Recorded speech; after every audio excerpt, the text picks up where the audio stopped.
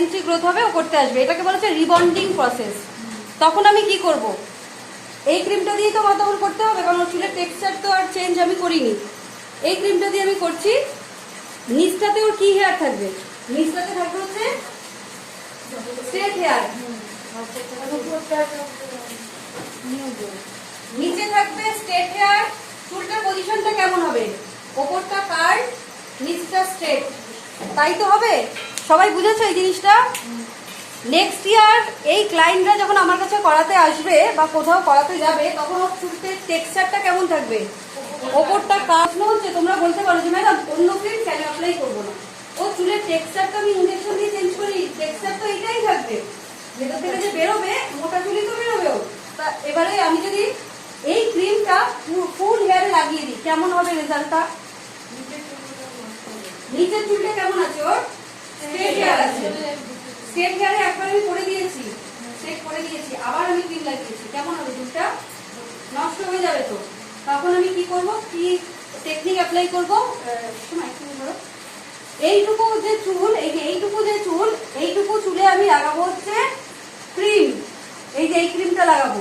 আর নিচের চুলটায় আমি কি করব, নিচের চুলটা আমি এই ক্রিম লাগাবো না, নিচের চুলটা আমি হেয়ার স্পা লাগাবো।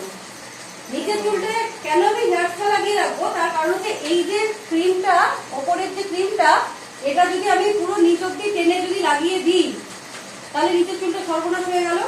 তাই এটা অনেকে করে ফেলে ভুল করে, নিচের চুলটা সর্বনাশ হয়ে গেল।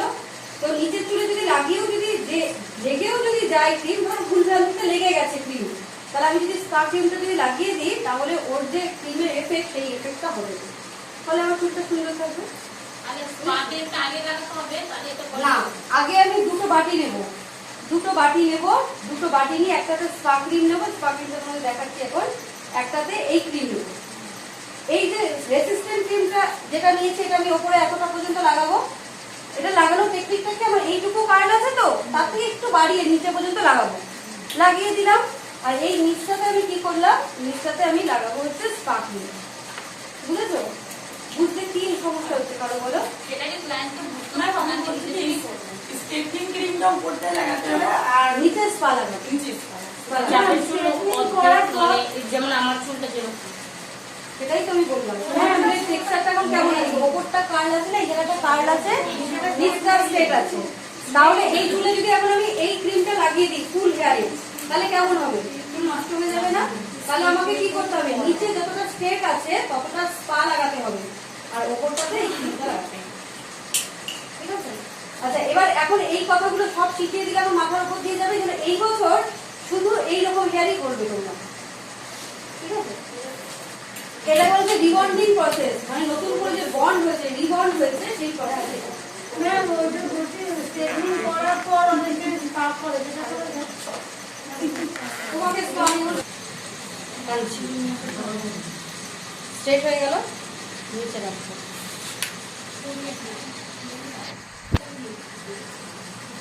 আমার বাঁ হাতে রাখবো হচ্ছে আমি এটা, আর ডান হাতে মেশিন। হ্যাঁ,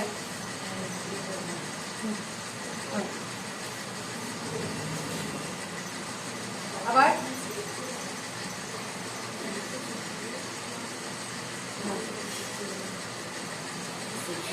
এটা ধরবো, ধরে এভাবে করে টেনে নেবো,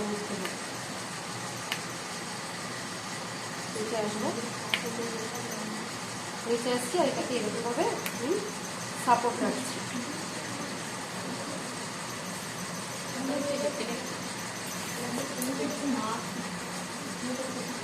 ঠিক আছে? দেখতে খুব সোজা লাগে, করতে গেলে একটু মুশকিল হয়ে যাবে। দেখো এত কার্ল হেয়ারও সোজা হয়ে যাচ্ছে।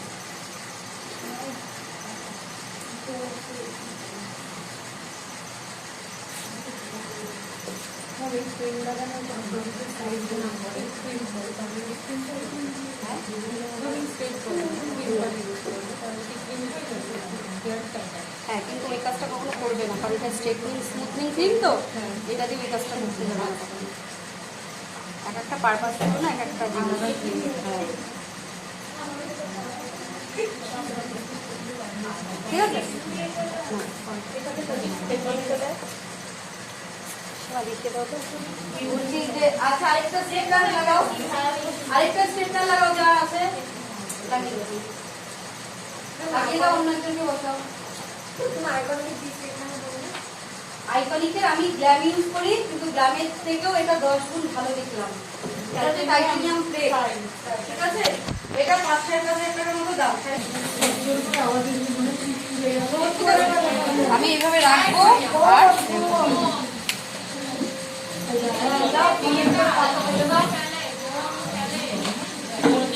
ঠিক আছে।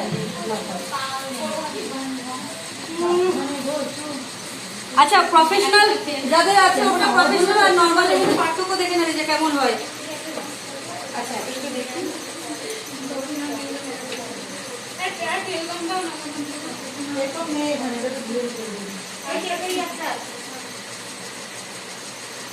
আচ্ছা যারা চেকিং দেখতে চাও চলে আসো, চেকিং দেখো কিভাবে করে। এতটা অন্ধকার করে একটু দূরে যাও, সবাই দেখতে হবে, একটু দূরে যাও। একটা চুল ধরেছি, একটা চুল ধরে এরকম টানছি, হয়েছে কার ওরকম হয়েছে, আবার 10 মিনিট বাদে। আর যে পাশেটা হয়ে গেছে সে পাশেটা আগে তো অনেক আগেই হয়ে গেছে, এই পাশে, এই পাশে তো হয়ে গেছে, এই পাশেটা আমরা স্প্রে করে রেখে দেবো, তাহলে এটা স্টপ হয়ে যাবে আর বেশি হবে না। এই যে জল স্প্রে করে রেখে দেবো। ওই পাশেরটা পুকুর আছে, দেখো এই পাশেটা দেখাচ্ছি।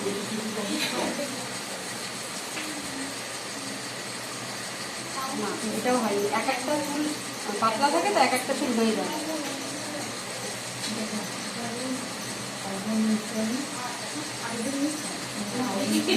যারা যারা চেক করতে চাও চেক করবে, একটা একটা করে চুল ধরে দেখবে এরকম।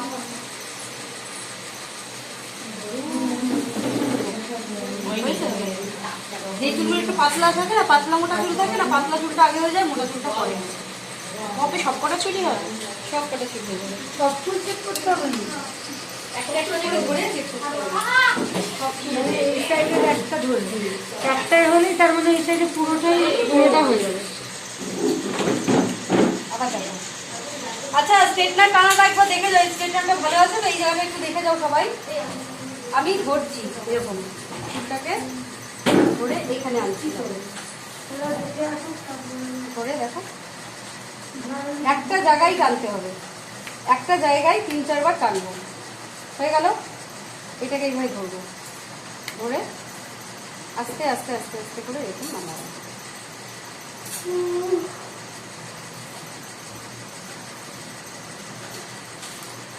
ঠিক আছে, দেখো পুরো সুন্দর পাটে পাটে চলে আসবে। খুব বেশি গরম হয়ে গেলে বন্ধ করে দেবো? আবার সেই এক কথা, আমি আজকে টেম্পারেচার চেক করেছি তো, কেন গরম হবে বেশি? আমার টেম্পারেচারের ওপরে তো যাবে না, ওই টেম্পারেচারে সে স্টেবল থাকবে, ওর থেকে কমবেও না বাড়বেও না। এই জন্যই তো এই মেশিন, টেম্পারেচার কোনোদিনও বাড়বে না, এটা যেরকম সেরকমটাই আছে। সেরকমই থাকবে। ম্যাম এই স্ট্রেটনিংটা মানে তো এটা যে করছেন এটা কি এই ক্রিম দেওয়ার পরেই তো হ্যাঁ টানতে হবে? গ্রিপিং করছি, দেখো একটা চুল আমি বাইরে বেরোতে দেবো না, এরকম ধরে রাখবো, ধরে রেখে এই একটা জায়গায় আমি 3-4 বার টানবো, টেনে নিচের দিকে আসছি, এটাকে এরকম রাখলাম।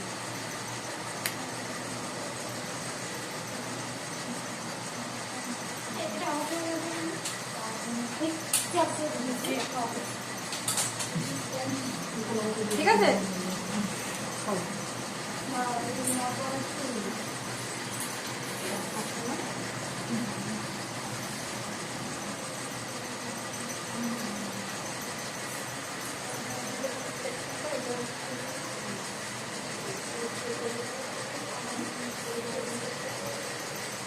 কাজটাকে তুমি যত নিট করবে না তত দেখতে সুন্দর লাগবে, নিট করতে হবে। কি ইয়ে আসছে হলো নেক্সট উইকে বলবে, আবার সেই ওই ভুলটাই তুমি করছো, নামাবো আবার সেই জায়গায় নিয়ে যাবো। হ্যাঁ এবার কি এটাকে বাদ দিয়ে করো।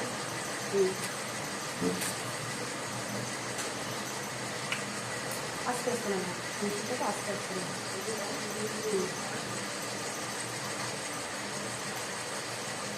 আচ্ছা, এই দুটো জিনিসের মধ্যে পার্থক্য দেখো, ঠিক আছে?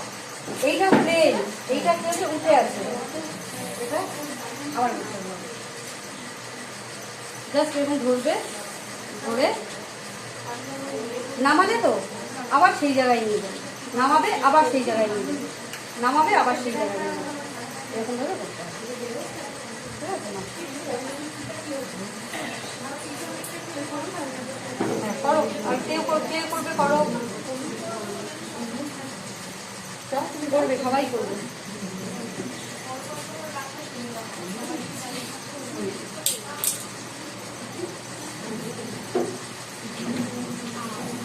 দেখেছো কত সুন্দর করে বসে গেছে চুলটা না?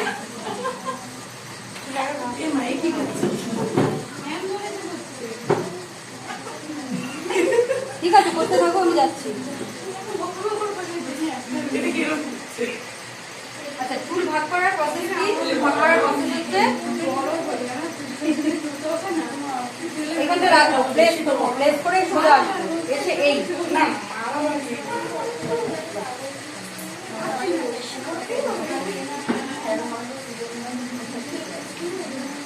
ম্যাম দেখুন পার্সেলে কিন্তু আমাকে বসিয়ে দিতে দেখুন। আমি করছি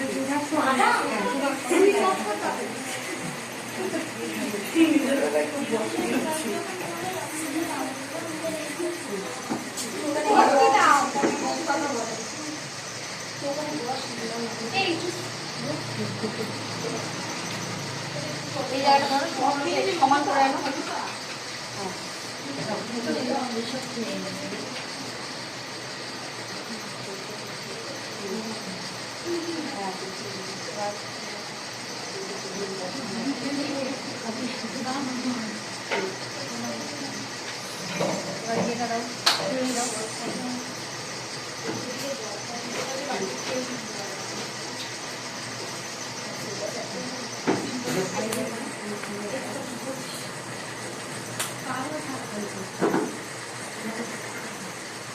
মানে আমার চুলটা পুরো একদম প্লেন হয়ে বসে যাবে।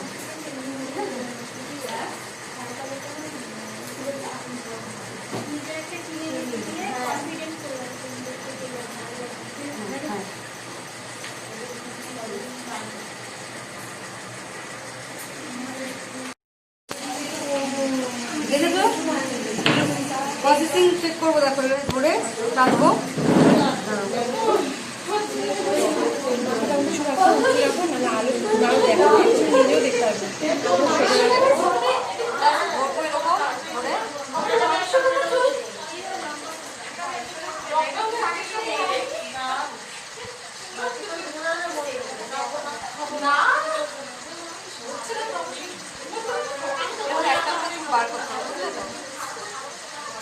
একটা দুটো চুল রয়েছে, একটা দুটো চুল হয়নি, মানে আরো তোমাকে খাইয়ে দিতে হবে, একদম টার্ন হয়ে যাবে, একদম তিরিমিরি হয়ে যাবে। তার মানে বন্ড দিচ্ছে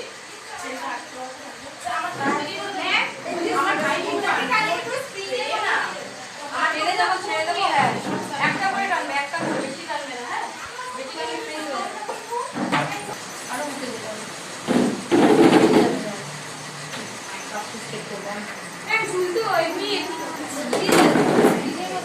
স্প্রিংয়ের মতো হবে, একটা ছিঁড়বে, অন্যগুলো ধরে তারপরে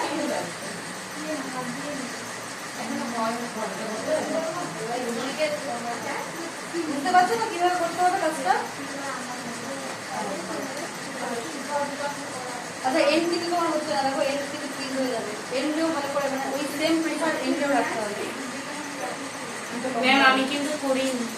যারা এখন আয়রন কিনবে ভালো আয়রনই কেনো, আমি বলবো গ্লাম, যারা গ্লাম কিনে ফেলেছো, যারা গ্লাম না কিনবে তারা এইটা কেন বলো তো, এটা দেখো এগুলো ফ্রিজ রাখছে, কার এভাবে নিয়ে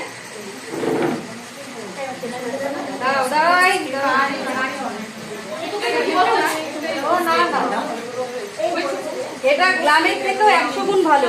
যারা নতুন কিনতে চাচ্ছ তারা এটা কেনো, আর যারা কম বাজেটে কিনবে তারা গ্লাম কেনো। আমিও এইটা একটা কিনবো, আমারও দেখে আমি খুব খুব ভালো লাগছে, এটা মানে খুব বুঝেছো তো, কুচকে যায় কেন, বন্ড ভাঙলেই কুচকে যাবে, মানে এগুলো হাফ বন্ড হয়ে গেছে তাই কুচকাচ্ছে, পুরো বন্ড এগুলো ভাঙিয়ে নিয়েছে। একটুখানি কুচি করতে হবে, মানে আরো বড় একটু কবার just সময় কুচি। এক লাগে না। হ্যাঁ তাও অনেকক্ষণ হলো না, দেখুন, এক ঘন্টার উপর হয়ে